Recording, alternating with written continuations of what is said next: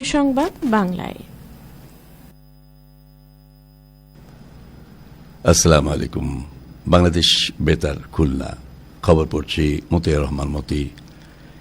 দেশব্যাপী হামের সংক্রমণ বৃদ্ধি পায় আজ থেকে প্রথম ধাপে 18টি জেলার 30টি উচ্চ ঝুঁকিপূর্ণ উপজেলায় জরুরি হাম রুবেলা টিকাদান ক্যাম্পেইন শুরু হয়েছে। এই বিশেষ কর্মসূচির আওতায় 6 মাস থেকে 59 মাস বয়সী সকল শিশুকে 1 ডোজ হাম রুবেলা টিকা প্রদান করা হবে। এদিকে যশোরের বিরামপুর কমিউনিটি ক্লিনিকে আজ থেকে শুরু হয়েছে বিশেষ হাম রুবেলা টিকাদান ক্যাম্পেইন। সকাল 9টা থেকে বিকেল 5টা পর্যন্ত বিরতিহীনভাবে শিশুদের এই টিকা প্রদান করা হচ্ছে। মধ্যপ্রাচ্যে যুদ্ধ পরিস্থিতির কারণে সৃষ্ট বৈশ্বিক জ্বালানি সংকটের প্রেক্ষাপটে সরকারি বেসরকারি অফিসের সময়সূচিতে পরিবর্তন আনার সিদ্ধান্ত নিয়েছে সরকার। নতুন সিদ্ধান্ত অনুযায়ী পরবর্তী নির্দেশ না দেওয়া পর্যন্ত আজ সকাল 9টা থেকে বিকেল 4টা পর্যন্ত অফিস চলবে। গতকাল জনপ্রশাসন মন্ত্রণালয়ের এক প্রজ্ঞাপনে বলা হয়েছে, দেশের সব সরকারি ও বেসরকারি অফিস রোববার থেকে বৃহস্পতিবার পর্যন্ত সকাল 9টা থেকে বিকেল 4টা পর্যন্ত চলবে। শুক্র ও শনিবার সাপ্তাহিক ছুটি থাকবে। তবে জরুরি পরিষেবাগুলো নতুন অফিস সময়সূচির আওতার বাইরে থাকবে। আদালতের সময়সূচি নির্ধারণ সুপ্রিম কোর্ট প্রয়োজনীয় নির্দেশনা দেবেন। এদিকে ব্যাংকের সময়সূচিতেও পরিবর্তন আনা হয়েছে। বাংলাদেশ ব্যাংকের প্রজ্ঞাপনে বলা হয়েছে, সরকার ঘোষিত পরিবর্তিত অফিস সময়সূচি অনুসারে পরবর্তী নির্দেশ না দেওয়া পর্যন্ত রবিবার থেকে বৃহস্পতিবার পর্যন্ত সকাল 10টা থেকে বিকেল 5টা পর্যন্ত ব্যাংক খোলা থাকবে, আর ব্যাংকের লেনদেন চলবে সকাল 10টা থেকে বেলা 3টা পর্যন্ত। আইন, বিচার ও সংসদ বিষয়ক মন্ত্রী মোহাম্মদ আসাদুজ্জামান বলেছেন, জুলাই সনদ নিজেই স্বতন্ত্র, স্বকীয়, কার্যকরী। জুলাই সনদ বাস্তবায়নের সঙ্গে গণভোটের কোনো সম্পর্ক নেই। জুলাই সনদ কার্যকর করতে পারবে বর্তমান পার্লামেন্ট। তিনি গতকাল ঝিনাইদহের শোলকুপা উপজেলার ধাওড়া গ্রামে খাল পুনঃখনন কর্মসূচি উদ্বোধনী অনুষ্ঠানে প্রধান অতিথি বক্তৃতা বলেন। আইনমন্ত্রী বলেন, জুলাই সনদ কিভাবে কার্যকর হবে সেটাই সনদের মধ্যেই বলে দেওয়া হয়েছে। সুতরাং জুলাই সনদ হওয়া না হওয়া, গণভোট বাতিল হওয়া নির্ভর করে। এটা আমরা পার্লামেন্টে সুস্পষ্টভাবে বলেছি। তিনি আরো বলেন, জুলাই সনদ বাস্তবায়ন করতে বিএনপি অঙ্গীকারবদ্ধ। বিএনপি জুলাই সনদকে হৃদয়ে ধারণ করে, জুলাই সনদকে চেতনায় ধারণ করে।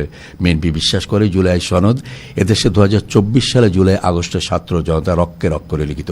বিএনপি বিশ্বাস করে, জুলাই সনদ এদেশের আপামর জনসাধারণের একটি মুক্তির সনদ। জেলা প্রশাসক আব্দুল্লাহ আল মাসুদের সভাপতিত্বে পানি সম্পদ প্রতিমন্ত্রী ফরহাদ হোসেন আজাদ, জেলা পরিষদের প্রশাসক আব্দুল মজিদ ও পুলিশ সুপার মাহফুজ আবদার সহ জেলা উপজেলা বিভিন্ন পর্যায়ের দপ্তরের কর্মকর্তা, বিএনপি নেতৃবৃন্দ সভায় উপস্থিত ছিলেন। জাতীয় সংসদের হুইপ রাকিবুল ইসলাম বকুল বলেছেন, দীর্ঘদিন ধরে দেশে গুম ও খুনের সংস্কৃতি প্রতিষ্ঠা করে মানুষের কণ্ঠরোধ করা হয়েছিল, কিন্তু অসংখ্য মানুষের ত্যাগ, রক্ত ও স্বজন হারানোর বেদনার বিনিময়ে আজ দেশের মানুষ নতুন করে মুক্তির স্বাদ পাচ্ছে। তিনি গতকাল খুলনা জেলা পরিষদের আয়োজনে নগরে একটি অভিজাত হোটেলে বিগত সরকারের আমলে গুম, খুন ও নির্যাতনের শিকার অসহায়, অসুস্থ ও ক্ষতিগ্রস্ত পরিবারের সদস্যদের মধ্যে আর্থিক সহায়তার চেক বিতরণ অনুষ্ঠানে প্রধান অতিথি বক্তৃতায় কথা বলেন।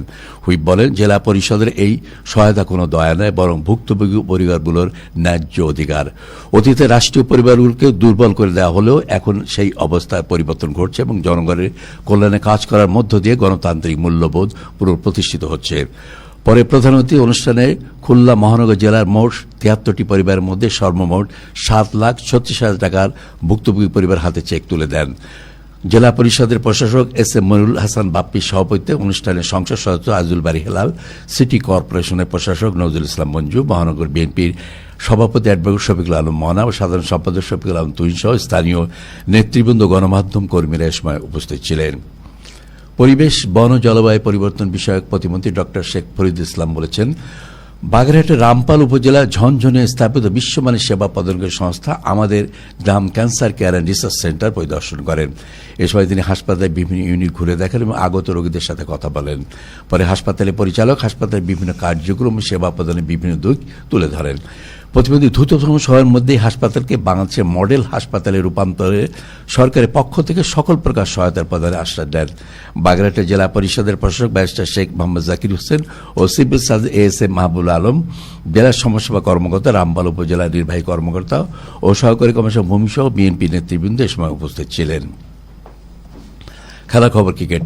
সাতক্ষীরা সরকারি কলেজ মাঠে 16 দলীয় ডক্টরস প্রিমিয়ার ক্রিকেট লিগের দুটি খেলা অনুষ্ঠিত হয়। প্রথম খেলায় স্পন্দন হাসপাতাল ক্রিকেট একাদশ 2 উইকেটে বিস ইন্টারন্যাশনাল ক্রিকেট একাদশকে, অপর খেলায় ট্রমা সেন্টার ক্রিকেট একাদশ 7 রানে অ্যানেস্থেসিয়া ক্রিকেট একাদশকে পরাজিত করে।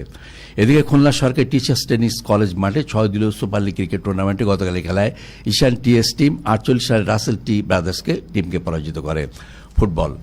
যশোর বাঘাপুর উপজেলা পাইলট হাইস্কুল মাঠে 8 দলীয় ফুটবল টুর্নামেন্টে গতকালের খেলায় মাগুরা ফুটবল একাডেমি 4-3 গোলে নড়াইল জেলা ফুটবল একাডেমিকে পরাজিত করে। সবশেষে আবহাওয়া। আজ সন্ধ্যা 6টা পর্যন্ত আবহাওয়ার পূর্বাভাসে বলা হয়েছে খুলনা, যশোর, কুষ্টিয়া, রাজশাহী, পাবনা, বগুড়া, ঢাকা, টাঙ্গাইল, ময়মনসিংহ, ফরিদপুর, মাদারীপুর, বরিশাল, পটুয়াখালী, নোয়াখালী, কুমিল্লা ও সিলেট অঞ্চলে পশ্চিম উত্তর পশ্চিম দিক থেকে অস্থায়ীভাবে ঘন্টায় 45 থেকে 60 কিলোমিটার বেগে দমকা থেকে ঝোড়ো হাওয়া বয়ে যেতে পারে। সেই সঙ্গে বৃষ্টি অথবা বজ্র সহ বৃষ্টিপাতের সম্ভাবনা রয়েছে।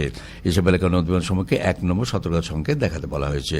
খবর শেষ হলে আমাদের পরবর্তী খবর প্রচারিত হবে সন্ধ্যা 6টা 5 মিনিটে ইংরেজিতে।